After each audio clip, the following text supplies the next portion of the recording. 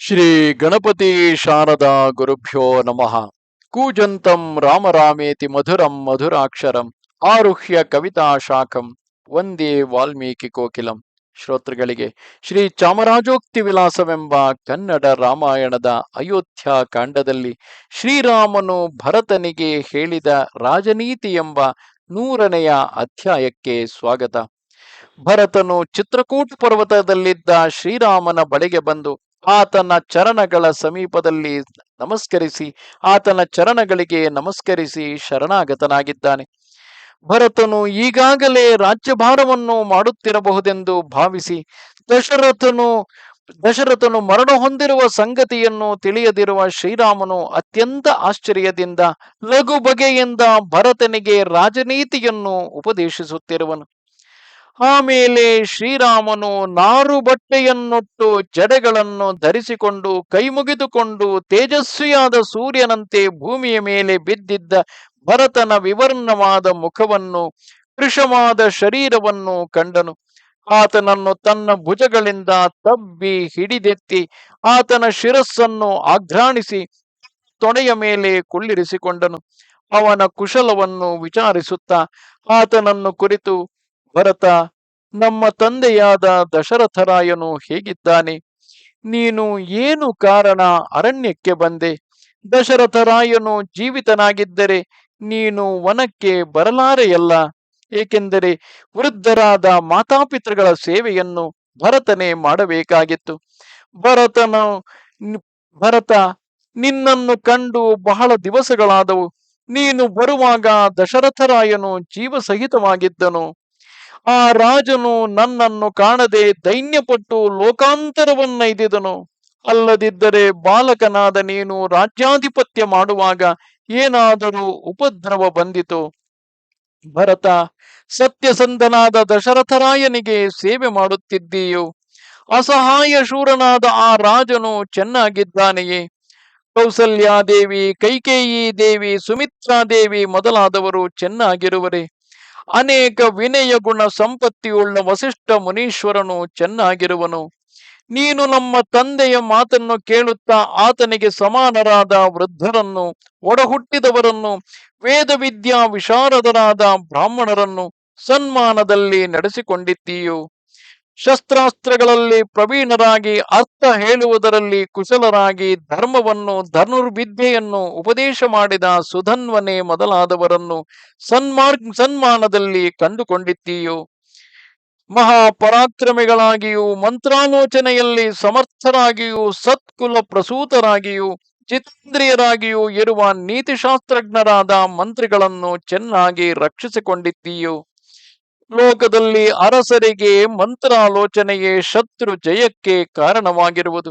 ನೀನು ಯಾವಾಗಲೂ ಸನ್ಮಂತ್ರಿಗಳ ಗೋಷ್ಠಿಯಲ್ಲಿಯೇ ಇದ್ದೀಯೋ? ರಾತ್ರಿ ಕಾಲದಲ್ಲಿ ಅತ್ಯಂತ ಮೈಮರೆತು ಮಲಗದೇ ಇದ್ದೀಯೋ? ಪ್ರಾತಃ ಕಾಲದಲ್ಲೆದ್ದು ನಾರಾಯಣನ ಸ್ಮರಣೆಯನ್ನು ಮಾಡುತ್ತೀಯೋ? ನೀನು ಮಾಡುವ ಮಂತ್ರಾಲೋಚನೆಯನ್ನು ಕುತರ್ಕಿಗಳಾದವರು ಭೇದ ತಂತ್ರ ಹುಟ್ಟಿಸಿ ಕೆಡಿಸದೇ ಇದ್ದಾರೆಯೋ? ವಿವೇಕಿಯಾಗಿ ಬುದ್ಧಿವಂತನು, ಶೂರನು, ದಕ್ಷನು, ವಿಚಕ್ಷಣನು ಎನಿಸಿದ ಒಬ್ಬ ಪ್ರಧಾನನನ್ನು ರಕ್ಷಣೆ ಮಾಡಿದ ದೊರೆಗೆ ಕೀರ್ತಿಯುಂಟಾಗುವುದು. ಎಲೈ ಭರತನೇ, ಮುಖ್ಯನಾದವರನ್ನು ದೊಡ್ಡ ಕಾರ್ಯಗಳಲ್ಲಿ ನಿಯೋಜಿಸಬೇಕು, ಮಧ್ಯಮರನ್ನು ಮಧ್ಯಮ ಕಾರ್ಯಗಳಲ್ಲಿ ನಿಯೋಜಿಸಬೇಕು, ಅಧಮರಾದವರನ್ನು ಅಧಮ ಕಾರ್ಯಕ್ಕೆ ನಿಯೋಜಿಸಬೇಕು. ನೀನು ಈ ಪ್ರಕಾರದಲ್ಲಿ ಅವರವರ ತಾರತಮ್ಯವನ್ನರಿತು ಕುಲಾಗತವಾಗಿ ಬಂದವರು, ಶುಚಿಗಳು, ಧೀರರು, ಉತ್ತಮರು ಆದ ಪ್ರಧಾನಿಗಳನ್ನು ಉತ್ತಮ ಕಾರ್ಯಗಳಲ್ಲಿ ನಿಯೋಜಿಸುತ್ತಿದ್ದೀಯೋ? ಪ್ರಜೆಗಳನ್ನು ಉಗ್ರವಾದ ದಂಡದಿಂದ ಬಾಧಿಸಿ ಕೆಡಿಸದೆ ಇದ್ದೀಯೋ? ರಾಜ್ಯಾಧಿಪತ್ಯ ಮಾಡುವುದಕ್ಕೆ ಮಂತ್ರಿಗಳೆಲ್ಲರೂ ಅನುಕೂಲರಾಗಿದ್ದಾರೆಯೋ?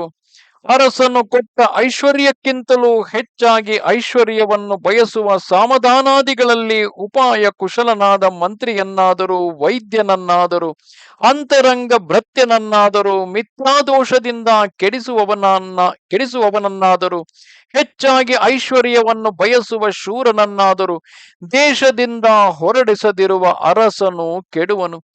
ವಂಶ ಪರಂಪರೆಯಿಂದ ಸಮ್ಮಾನಿಸಲ್ಪಟ್ಟಿರುವ ವೃದ್ಧ ಬ್ರಾಹ್ಮಣರನ್ನು ಚೆನ್ನಾಗಿ ಕಾಪಾಡಿಕೊಂಡಿದ್ದೀಯೋ?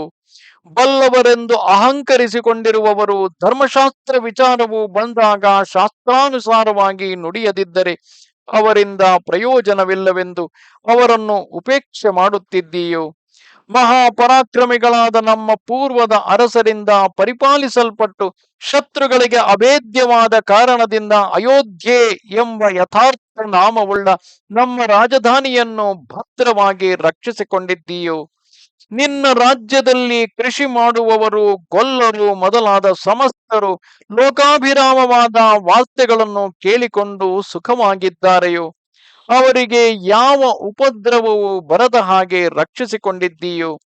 ಅರಸನು ತನ್ನ ರಾಜ್ಯದಲ್ಲಿರುವ ಪ್ರಜೆಗಳನ್ನು ತನ್ನ ಮಕ್ಕಳನ್ನು ಕಾಣುವ ಹಾಗೆ ಕಂಡುಕೊಂಡಿರಬೇಕೆಂಬ ಧರ್ಮಶಾಸ್ತ್ರವನ್ನರಿತು ಆ ಪ್ರಕಾರದಲ್ಲಿ ಪ್ರಜೆಗಳನ್ನು ಚೆನ್ನಾಗಿ ರಕ್ಷಿಸಿಕೊಂಡಿದ್ದೀಯೋ? ಕೇರಿಯನ್ನು ಗುಡಿಸುವ ಸೇವಕರು ಪ್ರಾತಃ ಕಾಲದಲ್ಲಿ ತಮ್ಮ ಕೃತ್ಯವನ್ನು ಮಾಡುತ್ತಿದ್ದಾರೆಯೋ? ಅಪಾತ್ರದಲ್ಲಿ ತ್ಯಾಗವನ್ನು ಮಾಡುವುದಿಲ್ಲವಲ್ಲವೇ? ನೀನು ಸಂಪಾದಿಸಿದ ಭಂಡಾರವು ದೇವತಾರ್ಥವಾಗಿಯೂ ಬ್ರಾಹ್ಮಣ ನಿಮಿತ್ತವಾಗಿಯೂ ಅತಿಥಿಗಳ ನಿಮಿತ್ತವಾಗಿಯೂ ಭಟರ ನಿಮಿತ್ತವಾಗಿಯೂ ನಿನ್ನ ಮಿತ್ರ ಜನರ ನಿಮಿತ್ತವಾಗಿಯೂ ವೆಚ್ಚವಾಗುತ್ತಿದೆಯೇ ಎಂದು ಅನೇಕ ರಾಜನೀತಿಗಳನ್ನು ಧರ್ಮಬುದ್ಧಿಯನ್ನು ಉಪದೇಶ ಮಾಡಿದನು. ನಮಸ್ತೆ ಶಾರದೆ ದೇವಿ ಕಾಶ್ಮೀರ ಪುರವಾಸಿನಿ ತ್ವಾಮಹಂ ಪ್ರಾರ್ಥಯೇ ನಿತ್ಯಂ ವಿದ್ಯಾದಾನಂಚ ದೇಹಿಮೆ. ನಮಸ್ಕಾರ.